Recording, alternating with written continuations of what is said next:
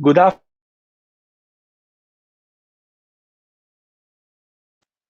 Okay. Good afternoon, everyone. It's a great pleasure for me to open up this conference by Ambassador Alessandro Azzoni about multilateral negotiations.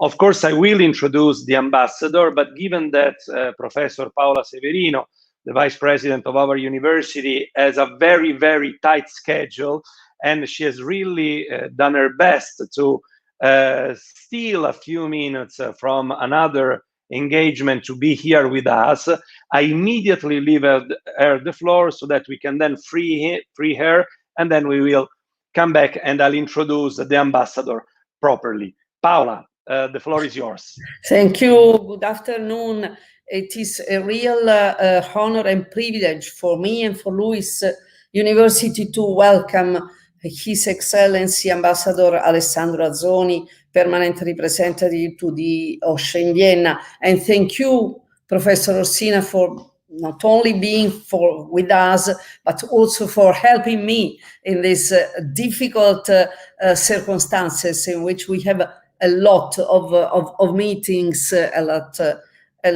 of international affairs. We are truly grateful to the ambassador for having accepted our invitation to hold this significant lecture, which represents an exceptional opportunity to examine in depth and discuss the fascinating but also complex theme of multilateral negotiations, which have significantly increased over time. If the truth be told, His Excellency the Ambassador needs no introduction. After gaining his degree in political science at the Faculty Cesare Alfieri, University of Florence, he entered the diplomatic service on March 1991. Over the years, he has distinguished himself in a number of seminal diplomatic roles in Spain, Senegal, Turkey, and for the United Nations in Vienna. A Foreign and Security Policy Division, Directorate General for Political Affairs and Security at the Italian Ministry of Foreign Affairs. In 2018, during the Italian presidency, he served as chairperson of the OSCE Permanent Council. Currently, he is ambassador and permanent representative to the OSCE in Vienna.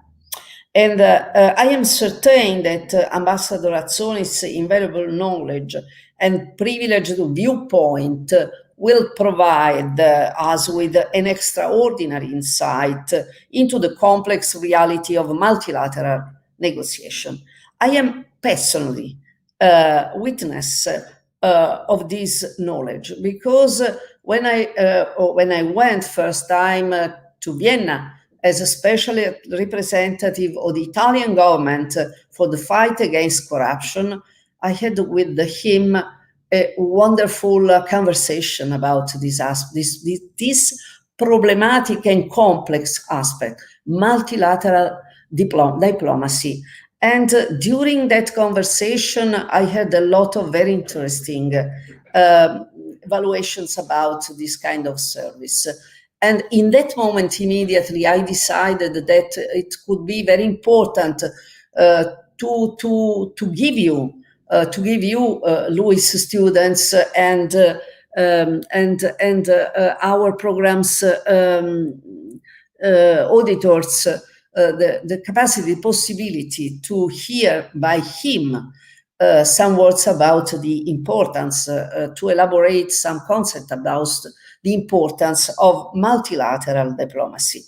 And so, remembering those very important, intense moments, I warmly thank His Excellency once again for being with us here today. We are extremely fortunate to reap the benefits of his expertise and incisive thoughts on such a topical theme, not least at this unprecedented moment in time. My fervent wish is that this will mark but the first of a series of visits by him to our university. Thank you, Alessandro, for being here with us. Your presence here is very important for us and for our students. Thank you, and sorry if I need to leave you immediately. I would like to stay, but I would ask someone to summarize this conversation, this important conversation. Thank you. Thank you very much, Professor Severino, and thank you for taking the time for being here. Of course, this is very important for us, not only for your position in LUISS, but also for your position in the OSCE. Professor Severino is working together with the president of the OSCE in the fight against corruption. So she has a very relevant role there too, and of course, so she was particularly important as a trade union between our university and the OSCE. Professor Severino has already introduced the impressive CV of Ambassador Azzoni, so I've only add to this for the students. We are speaking about a person here that has been in the Italian diplomatic service for almost 30 years. So has a long-standing experience in important places, and of course has also been in 2018, as Professor Severino was reminding us, has been holding the chair for Italy of an important, very relevant multilateral institutions such as the OSCE. So we are speaking about a person that has really entered into one nation's diplomatic service and the multinational negotiations in which this nation was participating. Before, of course, while speaking with Ambassador Azzoni about this event, what he was pointing out is, in a way, a gap that exists between the academia, the university, and diplomacy as it really is in the real world. The academia, of course, tends to be theoretical, tends to be abstract, tends to imagine general laws about how things happen in the international world, whereas a diplomat and ambassador needs to put his or her hands into the real life things, where, of course, theory provides a kind of general guidance, but at a certain moment, theory is also becomes insufficient, and a person needs to get a real experience of how things work beyond all the theoretical speculations that one has learned in the classrooms in the university. Not to say that one thing is better or more important than the other, but certainly there are different approaches. And it is very relevant to integrate these approaches. And of course, this is very relevant here. We are in a school of government. We are in a postgraduate institution that needs to teach students both the theories of the academia, but also the practices of the real world. Our aim as a school of government is to connect theoretical knowledge with practice.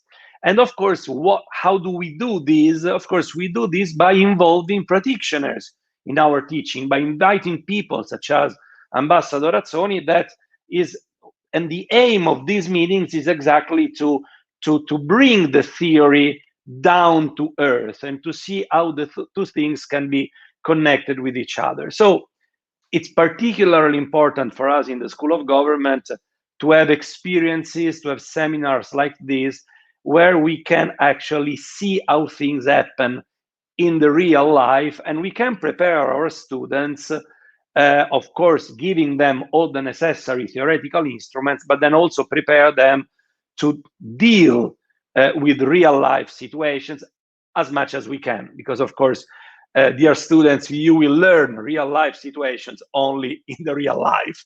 And there is no amount of, let's say, simulation that you can have in a university that is really going to prepare you to what the real life work is, but at least we can try and take you as close as possible to what you will be in your professional life. So I think this is particularly important to us. This is more than enough from my side, and I'm eager and looking forward to listen to what Ambassador Azzoni has to tell us, and so I leave him the floor. Thank you. Thank you very much. Thanks to Professor Severino, my dear friend Paolo, and thanks to Professor Orsina for your introduction, which is absolutely not deserved. But as you said, it's important, really important what LUISS School of Government is doing, and I can tell you that the honor and the privilege is all mine to be here. Professor Orsina said that it's important to bring the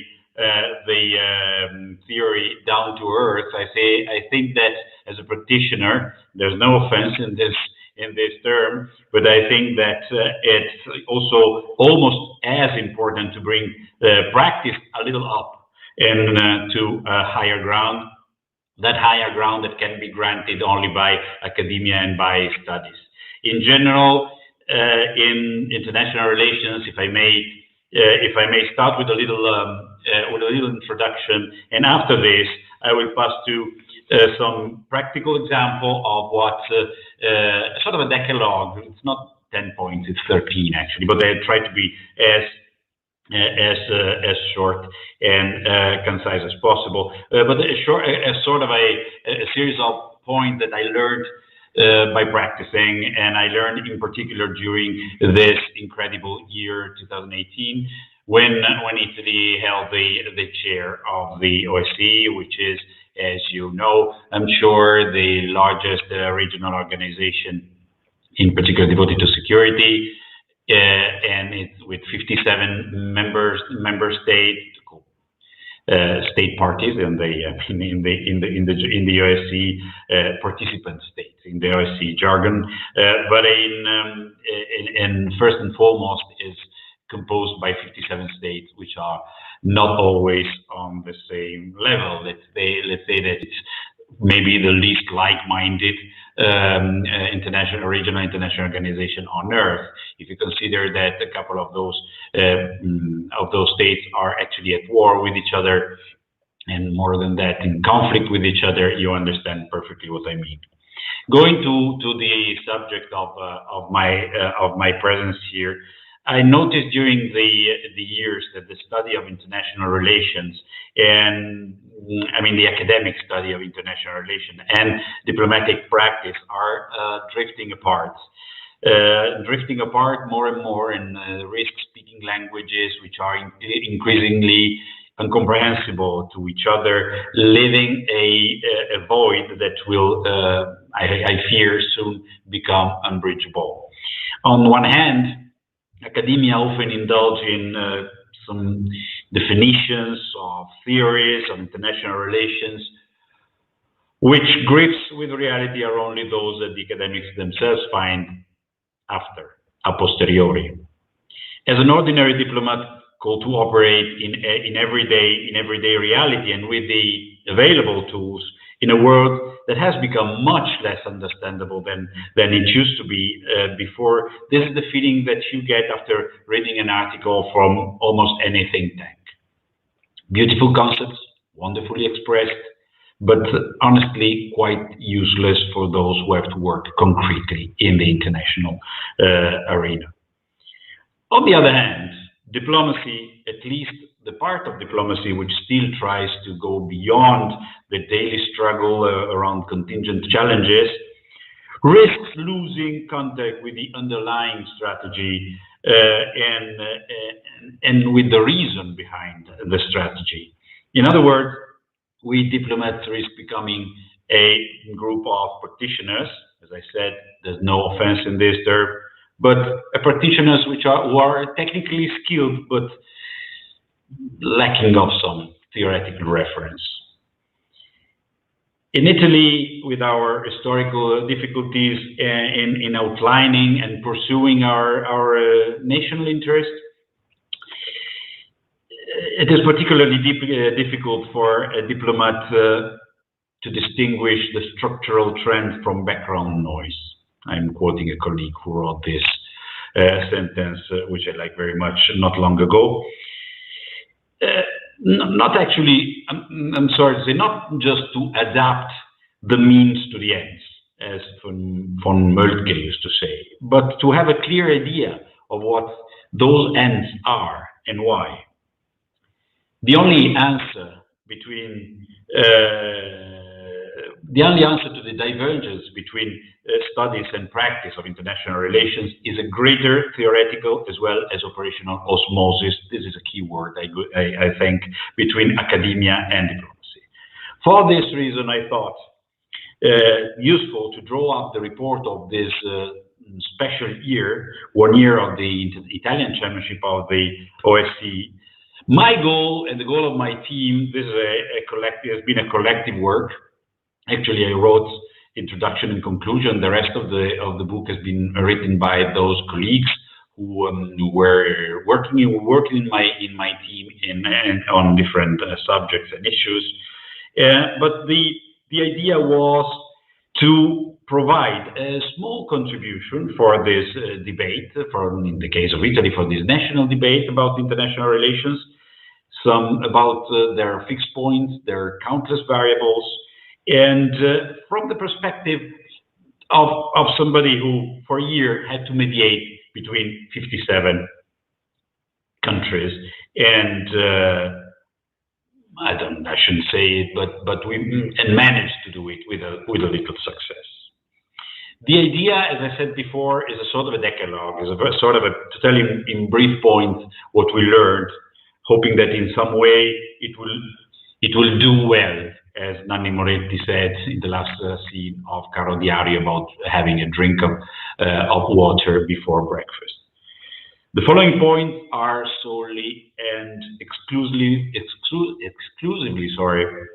listed in the disorder they came to my mind. First point is to show leadership. Negotiation presupposes and presumes leadership, because the readiness to negotiate is one of the practical applications of leadership. Being ready for dialogue and having one's priorities clear demonstrates that in order to achieve what is reasonable to obtain in an issue which is close to our heart, we are willing to make sacrifices. Brief example from our chairmanship, the decision on the declaration on the Mediterranean.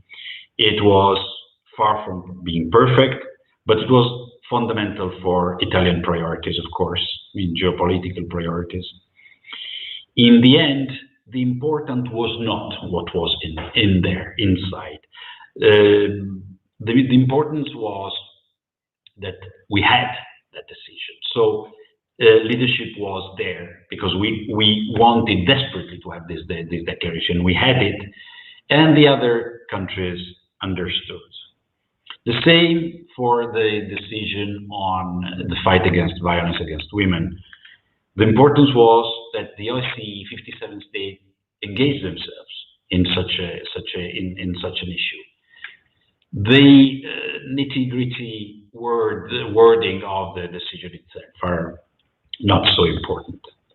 The second point I want to make is the need to be realistic, honest, and courageous. A good negotiator must know how to navigate through crisis without pessimism and without panic, but rather by seizing the opportunities that crisis can present and to unlock even the toughest negotiation. Courage, a little imagination, and no subterfuge.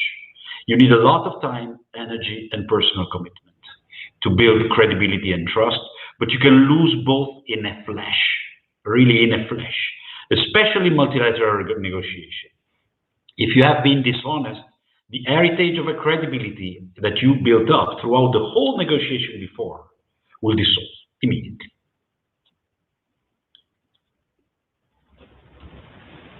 For example, another example, we were all very transparent about our priorities throughout the year, very transparent. Everybody knew our priorities. Everybody knew that we were available to speak about them. We never hide behind, or we never, let's say, we never said that some of our priorities were not there. And this was appreciated at the end. Third point I want to make is the need to understand that negotiation must not be a zero-sum game. As too many still believe, and as it is unfortunately widely believed in many cultures, if you lose, I win. If I want to win, it means that you must lose. A successful negotiation is not that. A successful negotiation is when both parties, actually in multilateral negotiation, all of them, can feel as winners. In any negotiation, there is a price to pay, but the biggest mistake you can make for yourself and for your party, and I will be back to this concept in a minute, is highlighting or allow that other could highlight what you have not been able to obtain, leaving in the shadow what you have actually achieved. If I have 50 and I want 100, as well as my counterpart, and in the end we end with both with 75, we both won 25. Nobody lost 50 because 50 was not there before. We had a decision that we liked. I mean, I shouldn't make any classification between our achievements, but there was one which was we considered very important: safety of journalists. The decision on the safety of journalists was 24 years that the OSCE didn't find a consensus on this. Well, in that decision, we had we had some allies that we were not thinking about them before. Countries with a very different feeling about safety of journalists and freedom of the media than ours, but which actually were at our side because they wanted something, and they understood that by our negotiation they could gain that something. Was it exactly what we wanted? Not really. But we had something, they had something, and at the end, everybody was winning. The fourth point I want to make is don't be obsessed with a specific goal. I don't want to sound critical towards some negotiation which are going on. Actually, have been going on for 4 years now. But is no deal better than a bad deal? Not always. Sometimes a bad deal has in itself little seeds of improvement, while the absence of any deal, the absence of an agreement can be forever. When approaching an agreement that does not convince us and whose costs may seem excessive to us, let us always ask ourselves what the cost of not having that agreement would be. I'm taking the same example. In this case, it was our decision on the fight against violence against women. I was, as a practitioner, I was not happy about the outcome because I thought that we could have done a lot more. But a head of mission of one of the OSCE missions in the Western Balkans told me that he was not understanding me when I was showing this disillusionment, because he said, I mean, to me, the important thing is that there is a title call which says fight against violence against women. In this way, I can launch some tactical program. So no need of anything more than this. The fifth point I want to touch is the need, and this is something that I am really very much attached to, because it sometimes can be counterintuitive. The need to negotiate not only with your counterpart, but also with your own people. This is crucial for multilateral relations. The good negotiator not only negotiates with its counterpart, but also with those who have set his or her main targets. Targets, fallback positions, which are more or less suboptimal targets, and the red lines, so the lines of defense. that shouldn't be given up. That is what I referred earlier a couple of minutes ago. If the counterparties have to be convinced that what we asked is correct, those who are upstream of the negotiator, of ourselves, must be equally convinced that what we achieved is the maximum that could have been achieved. Too many times, I personally witnessed one-way negotiation, what I call one-way negotiator, or 180 degrees ambassadors. While an ambassador, a good diplomat, a good negotiator should be a 360 degrees negotiator. This one-sided negotiator are normally extremely tough with their counterparts, but totally unable to dialogue in a dialectical way with their own authorities. The good negotiator cannot be just the loudspeaker of his or her own authorities or of his or her own boss desires.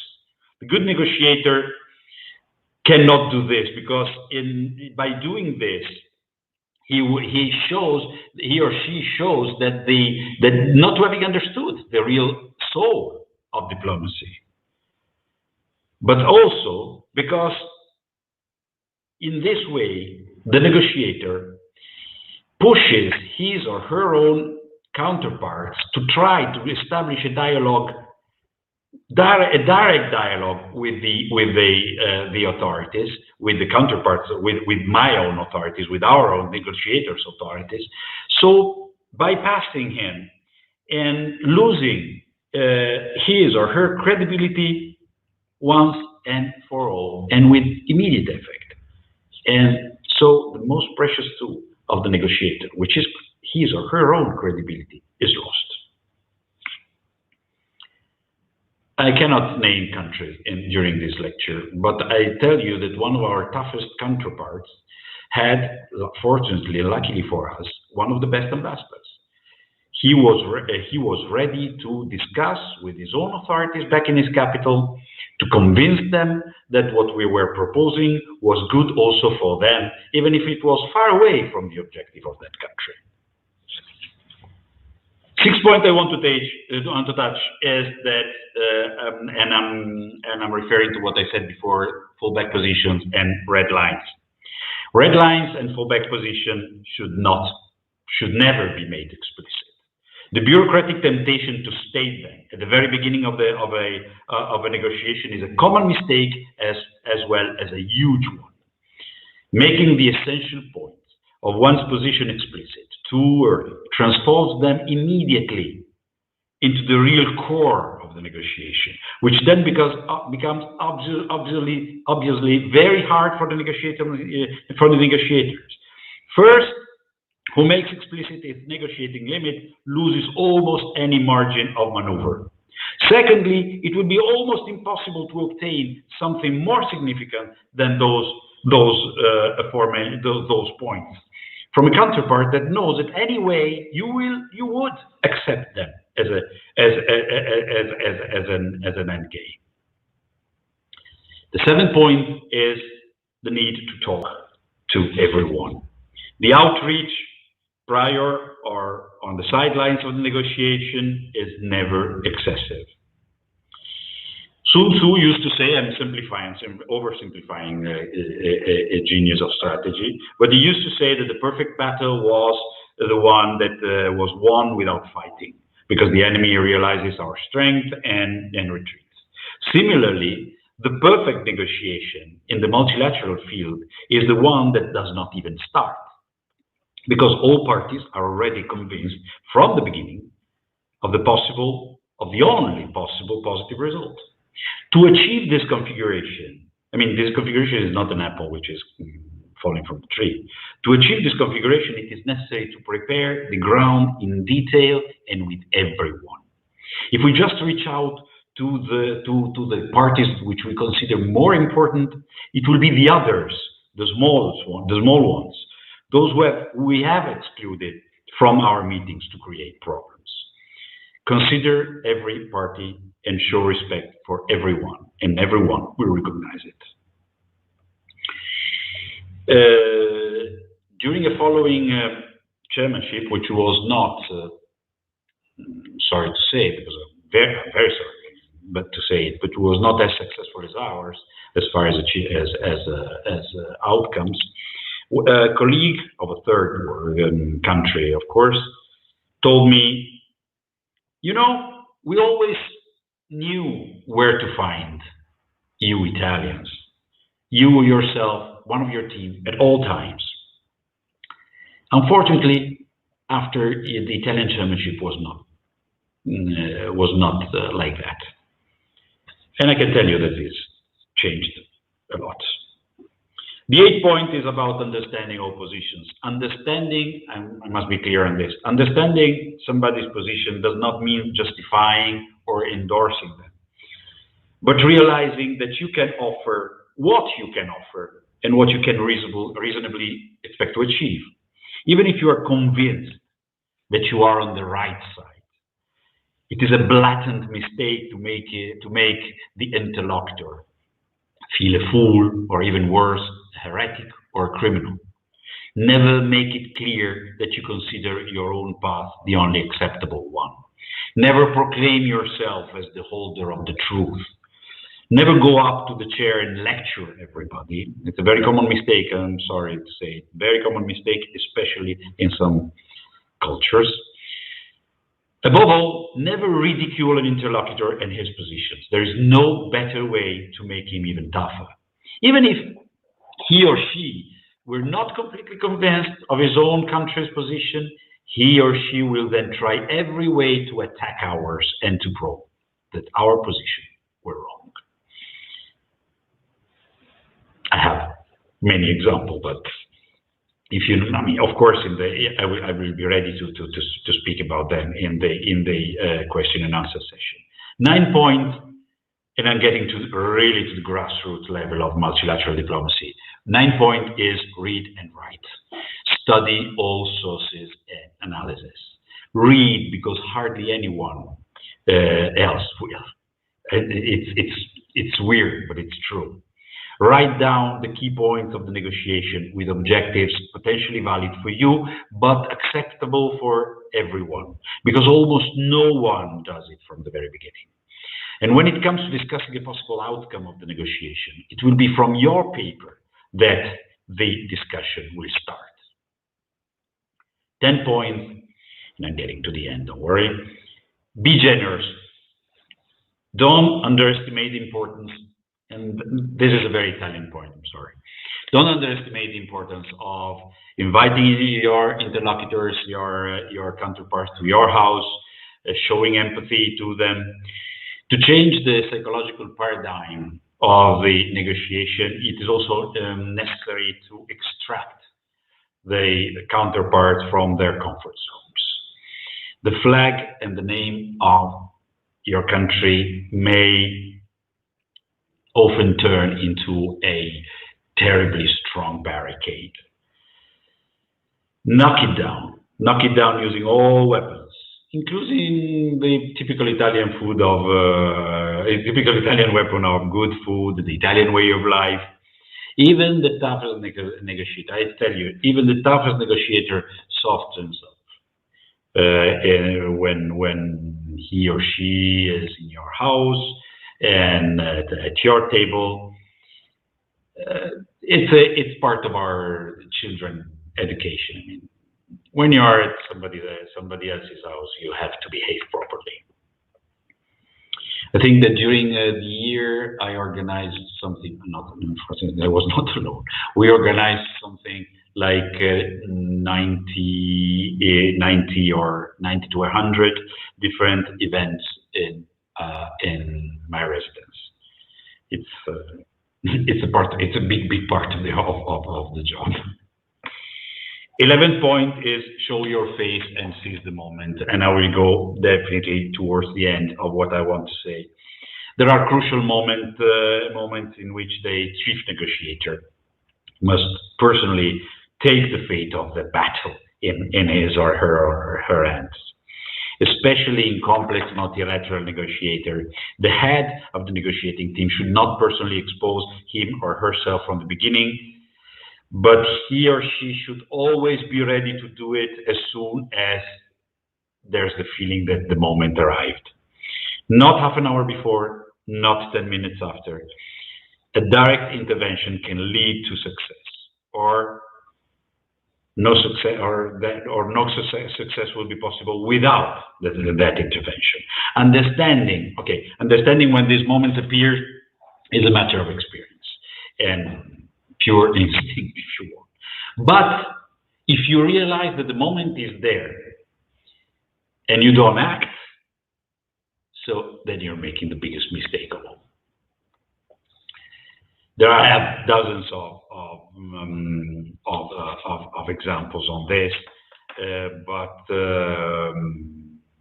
in particular, also not in some cases, it was not me. It was the colleagues who were above me, the political director of the Ministry of Foreign Affairs, the Deputy Minister of Foreign Affairs.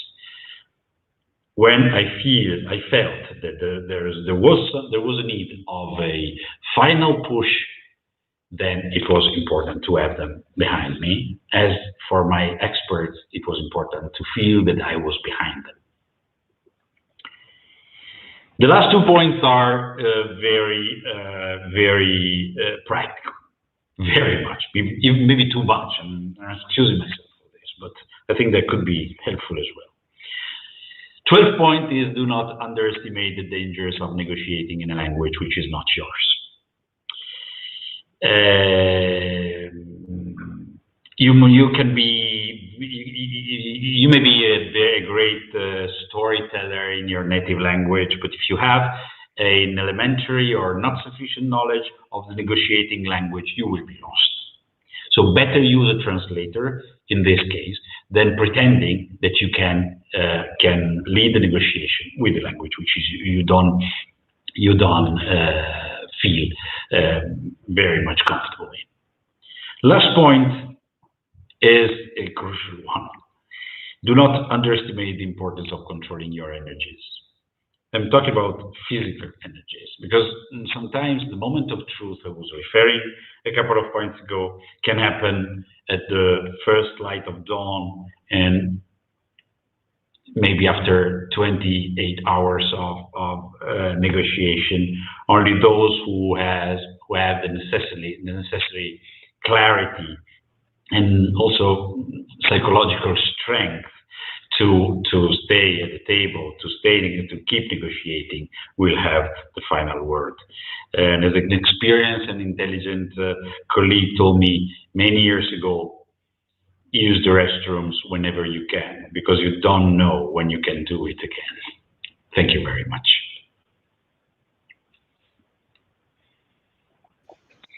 Thank you very much, Ambassador. That was really interesting, and I think really useful for not only for the students, but for me too.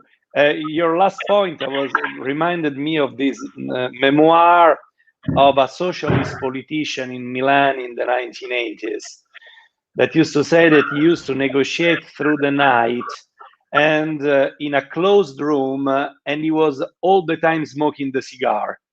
And he was smoking the cigar on purpose, because after a while, of course, this was the 1980s, today it would be totally unacceptable, unthinkable. But he said after a couple of hours, these people were totally intoxicated. They could not reason any longer, and they would accept whatever conditions he was imposing on them. And he said the only problem is sometimes it comes to negotiating with Giulio Andreotti, very famous Italian Christian Democratic politician that was made of absolute marble, and he said that was unbeatable.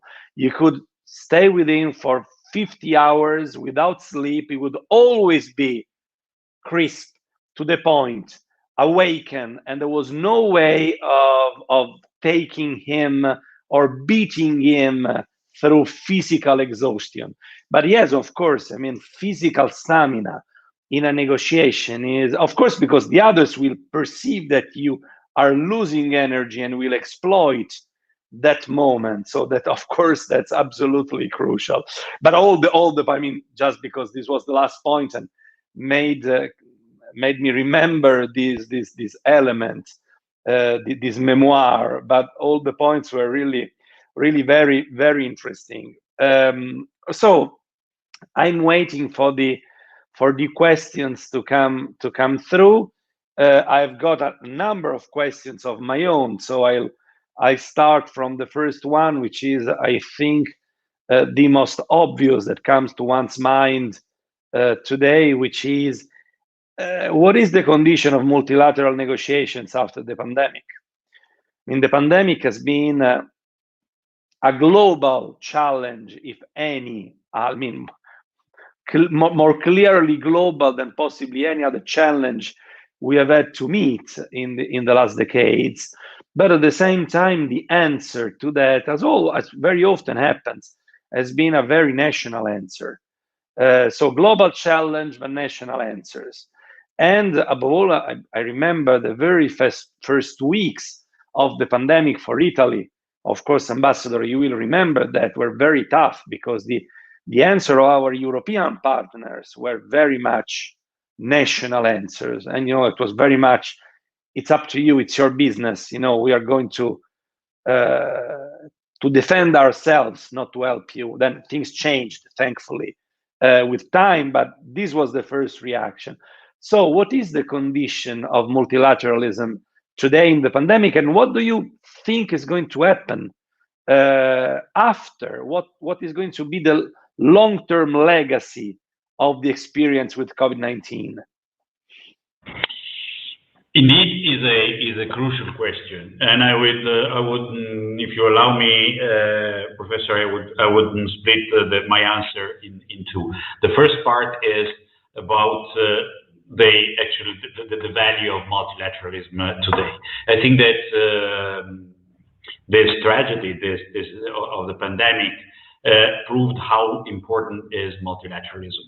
As you said correctly before, at the very beginning, the only answers were to the crisis were national or even local. In the case of Italy, answers to an issue which was global and as global as any issue can be. I think that in the following part of this terrible year, of this annus horribilis, which I hope, like everybody, will be over soon, but in the last months, and in particular in the EU, the COVID pandemic showed to everyone, even those who do not even know what we're talking about when we talk about multilateralism and so on. It showed everyone the importance of multilateral organization and multilateral talks. There's no global challenge which can be tackled with national or local tools. Definitely no one. No economic challenge, no political challenge, but definitely not a challenge, not health challenges like this. Talking with everybody, checking each other, everyone's answers to the responses to this challenge is crucial. And for a strong believer in multilateralism like I am, this is a tiny but important result, outcome of this, as I said, terrible year.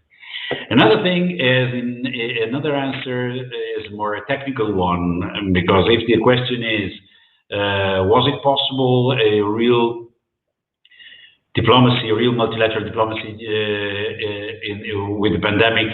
The answer, I'm sorry, but must be no.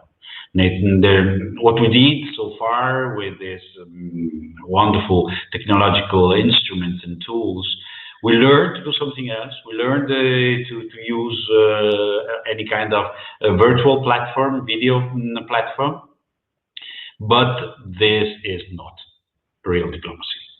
We lost completely the personal contact, which are crucial for any kind of negotiation. I don't want to state the obvious, but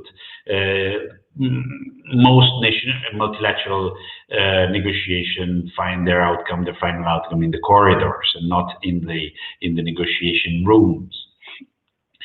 And without corridors, there's no outcome.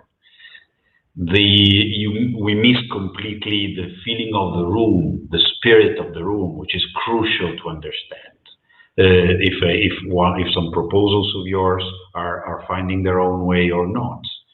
In the case of some countries with a lesser degree of freedom than ours, than our world, I noticed that colleagues are expressing very much tougher positions than they used to express, because they're controlled, or they feel that they are controlled, that they feel that they are not as free as they used to be in personal and day-to-day contact.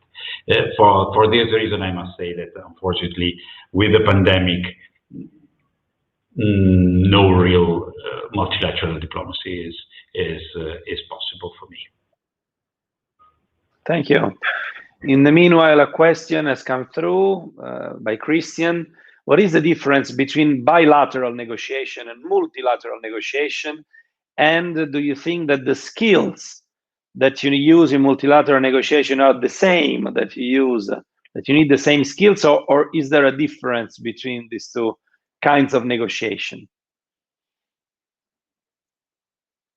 Answer with an anecdote. After the chairmanship, a junior colleague of mine, attended a course of bilateral negotiation in an American university, and the course was attended by almost 99% of the attendees were attorneys and lawyers. They were all incredibly tougher than my colleague in bilateral negotiation. But when it came to multilateral negotiation, they were completely lost. The main difference, there are many differences, but the main difference between bilateral and multilateral negotiation is that in bilateral negotiation, it's a kind of a tug of war. I win, you lose. You win, you lose, and then the whole negotiation is about finding a balance point. The balance point in multilateral negotiation is incredibly difficult to see from the very beginning, which is something different again from the bilateral negotiation, but is also extremely difficult to achieve, because sometimes the point of final balance is moving, is not staying. It's not a. I would say there's the same difference that between a circle and a sphere. Bidimensional versus tridimensional is more difficult. In a word, is more difficult. Are the skills the same? Yes, indeed they are. I mean, the skills are the same. And what I said before, empathy, understanding, the capability of walking in some other shoes and so on. But it gets to a higher degree. Mm-hmm. Thank you. A question from Avi says, you have already touched upon these subjects, but could you maybe please elaborate a little more on the ideas of principled negotiation and negotiation facilitation in the context of third parties? Principled, what do you mean with principled negotiation? I'm reading the question, so it's not my own question. So. Yeah, no. I was asking to Avi, which I'm reading her question as well. Okay. Principled negotiation means that when you think that you are right and the others are wrong. If you think that you are right, and if I understood you well, in this case, you should hide your ideas. It happens to me all the time. I'm a quite principled person. But I have to hide my ideas, and in some cases it's particularly difficult. So you must grow an moral armor, to defend your moral principles from what you have to say and have to agree on. But I tell you something. Sometimes your principles are good, and they are well defended in your own country, but in your counterpart's country, those principles which stay good, are not defended at all. So it's better for you to help your counterpart in finding a way, maybe a lesser way, to defend the same principle in their own, in his or her own country, or not to say anything at all. I mean, not to I'm reading Avi, opportunity for mutual gain. That's exactly what I was referring to. Sometimes you think that you are right, and that in your country your principles are defended 100%, while in the counterpart countries those same principles are defended 10%. Maybe by achieving a solution, an outcome, which is preserving the 50% of your principles for both countries, you don't lose anything in your country because your country is already well defended, but you help your counterpart country in defending those same principles better. I don't know if I answered. Did I, Avi? Yeah. Okay. Okay. Francesca Romana. Again, on the pandemic crisis, can we say that there is a convergence among states to face the issue through successful multilateral negotiations? I hope to say yes. I hope that everybody understood. After having indulged for too long into building walls, I mean, we all know that borders don't stop viruses.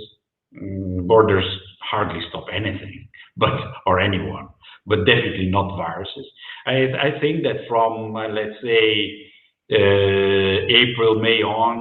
last April, May on, most countries understood that in order to tackle this challenge, they must agree on common line of defense in a global way. I hope so. Mm-hmm. You already mentioned these by mentioning the Italian way of life and food, but of course there's much to Italy than that. So how it is to have Italy as an instrument? Italy again is not just it is also a country that has a tradition as a mediator. So how is that working? I expect Italy to be better at multilateral negotiations than other countries, exactly because it is less rigid and maybe it's less self-conscious also for negative reasons, not necessarily for positive ones. So how is it to drive Italy in a multilateral negotiation? Wonderful question. It's easy and hard for exactly for what you say, Professor. You are right. Italy has a tradition of being a good negotiator, of being also a good facilitator, and that is helping a lot.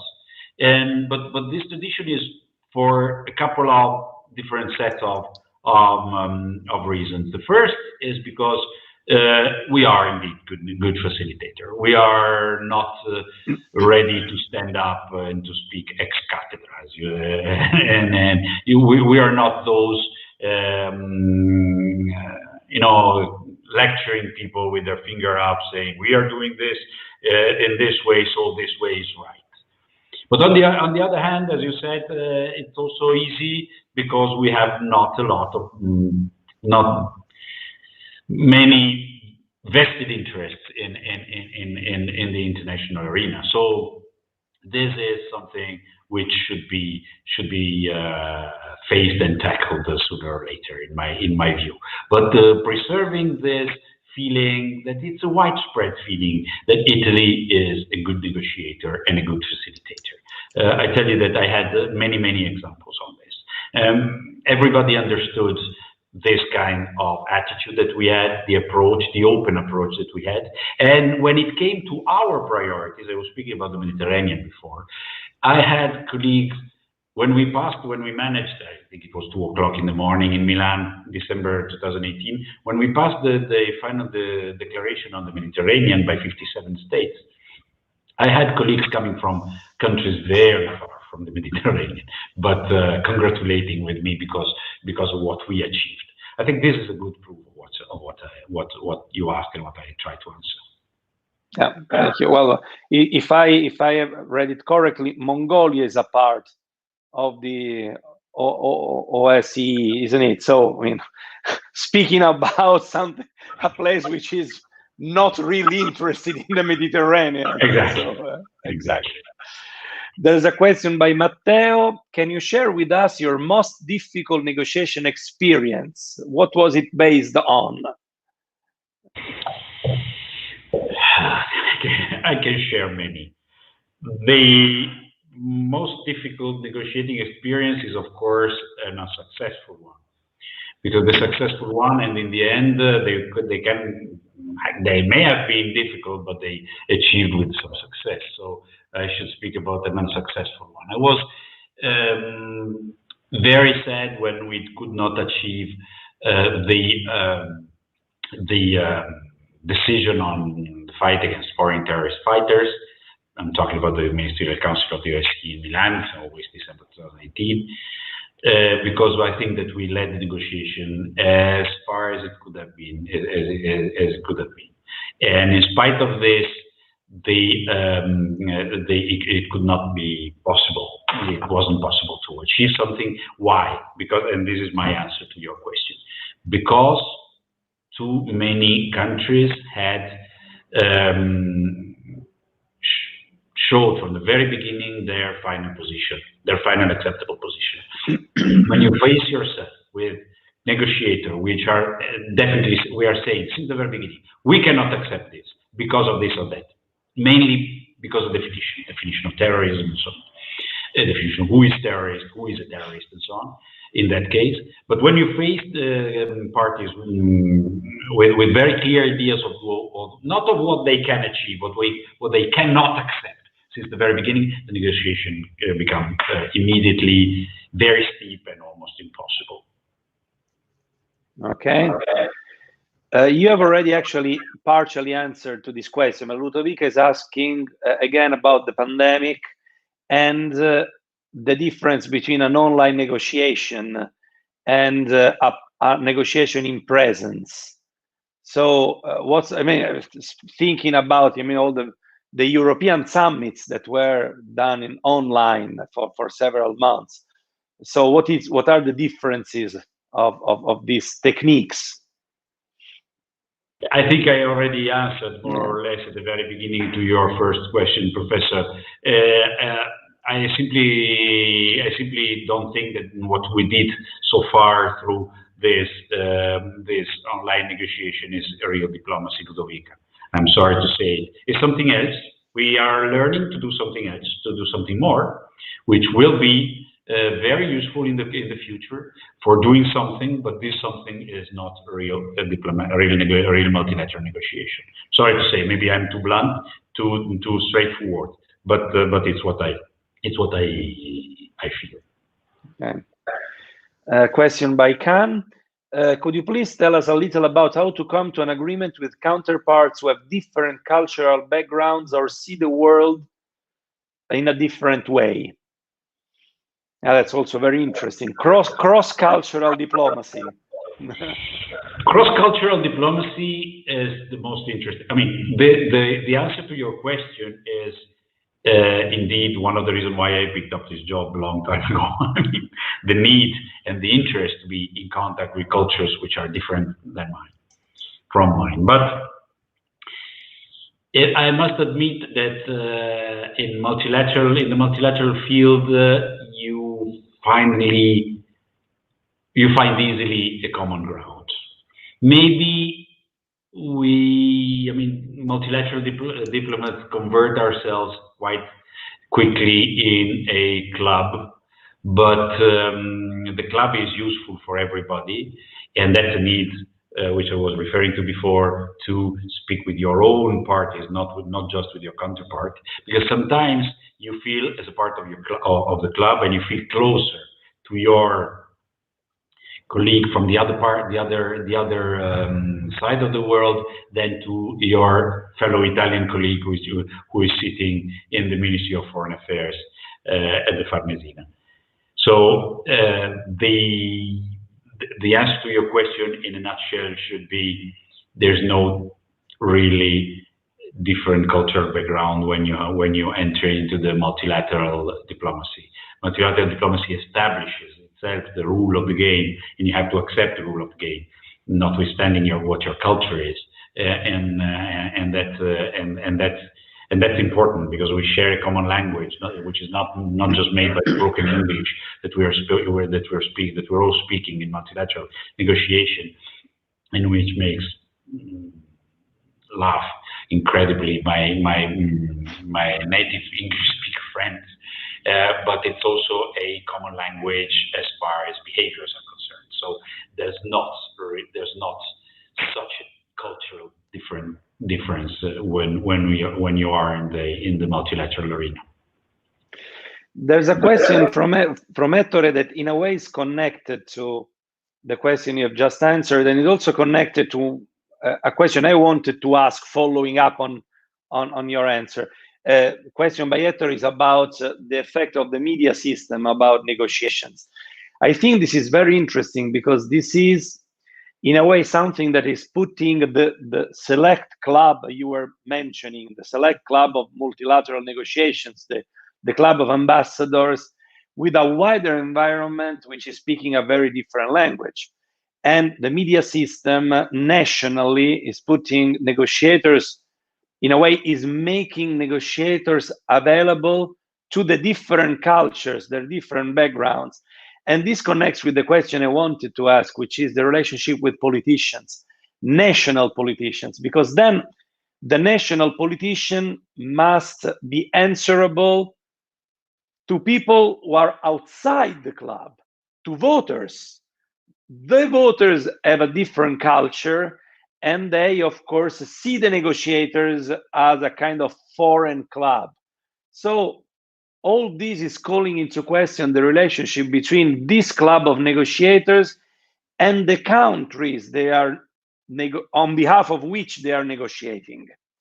And so the connection of these countries in terms of politics, democracy, and media. That's a lecture in itself. It's an incredibly interesting question, and it goes far beyond the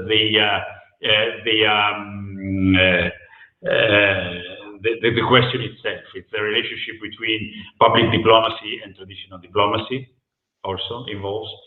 But going to the media and politicians and diplomats, of course, the traditional reaction of a diplomat to everything linked to public diplomacy is saying that there's no such thing as a public diplomacy, and a real diplomacy cannot be public. But we're living in a different world, and quite rightly so, in my personal opinion. And you have to explain to your fellow nationals, both the normal citizens and political leaders, why you are negotiating, what you are negotiating, and why this outcome is correct for everybody, is the best we can do, etc. I think it's a great deal of effort is asked to us diplomats vis-a-vis these issues. Now, I must say that I'm increasingly. It was. Let me put it this way. It was more difficult before. It was more difficult 20 years ago. And I think that the spread of new media and of social media, which have terrible collateral effects on many issues, but I must say that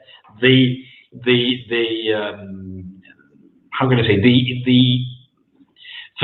the facility of having the easy way of getting information from everywhere creates more a problem for a diplomat to explain what he or she is doing, but also create more knowledge in both politicians and normal citizens. I mean that now everybody should know, or at least may know, what's going on in the wider world. So I noticed a huge difference in talking about the relationship between politicians and diplomats. I noticed a huge difference in the last 20 years. The new generations of politicians are a lot easier to contact, and a lot more keen in listening and understanding what's going on. They know, as everybody does, that this world has become incredibly more complex and interconnected. So they are not as ready as they were before to say that diplomats, you don't understand the need of internal politics and so on and so forth. Everybody understands everybody else's need, and this is this makes things more complicated from one part, but easier from to handle, at least from the other. Of course, it needs more bravery, more courage from the part of the average diplomat to be ready to explain his or her own position and to explain the reason why he or she did what was done. Mm-hmm. Okay, there are two more questions. One by Alessio. How do you handle a failure? Hiding it. No. I'm joking. Being sincere about it and trying to learn the lessons.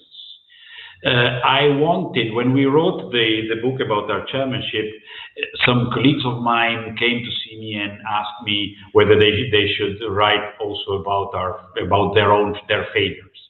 We presented 15 drafts, and we achieved with 11, which was an incredibly high number, but it means also that we lost on some tables. And I said that they had to write about their own failure. They had to write it down to teach themselves and to the others, to the reader, the lessons that they learned from the failure. I think that I appreciated more some negotiation which led to failures than some negotiation which were easier and led easily to successes. Mm-hmm.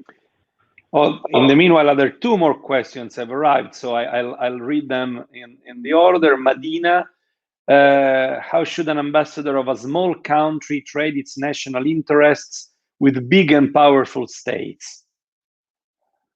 My view, I don't know whether Italy is a small country or not, or what you consider a small country. I consider Italy a medium country. And in my view, as you know, in the OSCE, there are many small countries.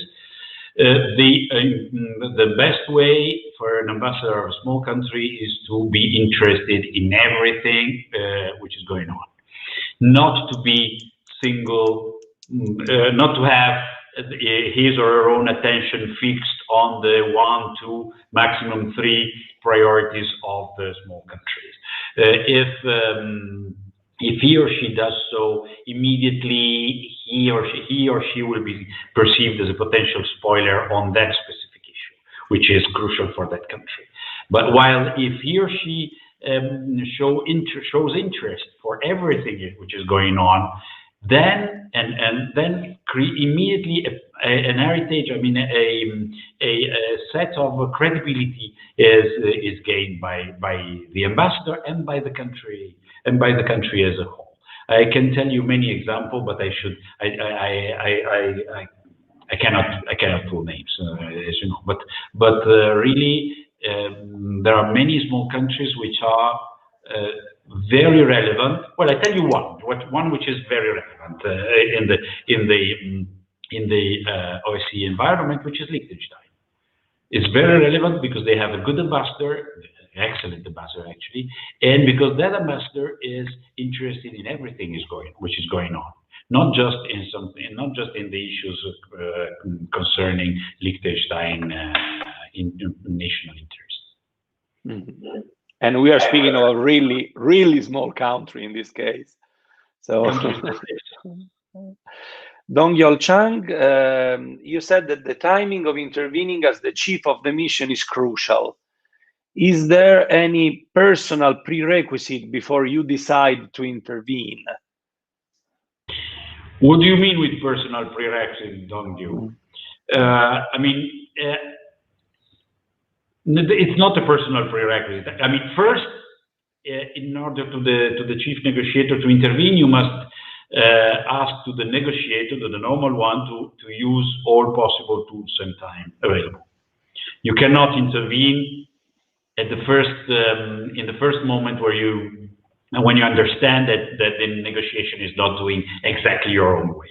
You have to leave room to the negotiator, to the normal negotiator, to the expert who is negotiating this. Then you have to understand when the expert is cornered, either because the expert himself or herself is coming to see you saying, listen, I don't know what to do, what do you think I could do this? Or because you do not forget as a chief negotiator to keep an eye on all negotiating tables. This is difficult. You must always trust your negotiator, your teams, but you have to keep an eye and you have to check whether the negotiator is doing everything he or she could. And you have to decide when to intervene. Also because of lack of experience of negotiating. Normally experts are less experienced than I am. Of course, I'm older and I've been into this for a longer time than them. But there's a set of, it's a matter of experience. But you have to leave room to negotiate. You don't have to intervene as soon as you feel that your intervention could be crucial. Yeah, it could be crucial, but if you can wait, wait. Final question by Jonathan.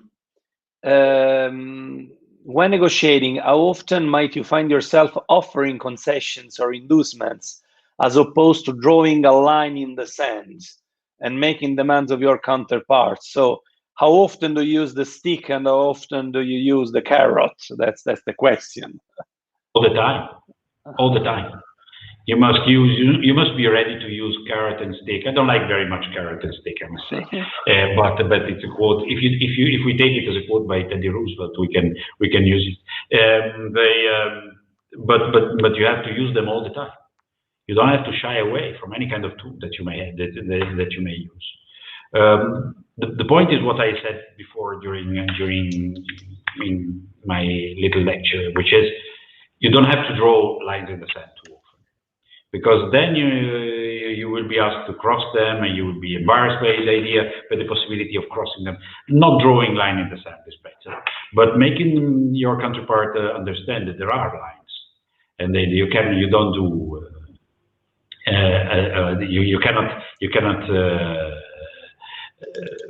take a step back from those lines is important. I mean, I would say in a nutshell, I would say you must be always ready to use 100% of your powers, of your plenipotentiary powers, not 90%, not 101%, but 100% of them to set your line. To state it, you must be careful about that. Very careful. Okay, so I think we can close it here. Thank you very much, Ambassador. That was really fascinating, and I'm sure that the students enjoyed it a lot. I mean, judging for the amount of questions that I assure you is not ordinary. I mean, we get questions, but these were really very many, very interesting, and showing great interest in what you were saying. So thank you very much indeed. I think that was very useful, and as I said, very I would say crucial for an institution such as the School of Government, that of course is an academic institution, so is very much investing on theoretical knowledge, but it's also interested in giving students a hands-on experience of how it is then to apply those theoretical information in a real world situation. I think this was really very interesting and useful. So thank you very much again, and I look forward to having you again and disturbing you again as our guest here at the LUISS School of Government, and you know, continuing this conversation that has been fascinating. I'm sure there is a lot that the students, but also a professor can learn from your experience. So thank you very much again. Thank you to all the students that have been attending this seminar, and I wish you all a very good evening. Thank you very much, Professor Orsini. I would like to say just one one sentence that it was really a pleasure. It is always a pleasure. It will always be a pleasure to be your guest here. There is nothing as fascinating to me as the contact with students and with young brains. As I said before, I think that the future of diplomacy, and I think the future of academia, but I can speak just for diplomacy, and the future of diplomacy passes a lot through a further and enhanced osmosis between diplomacy and academia. And then I hope to have left just in the impression of how multilateral is crucial, is important for our societies, all of our societies.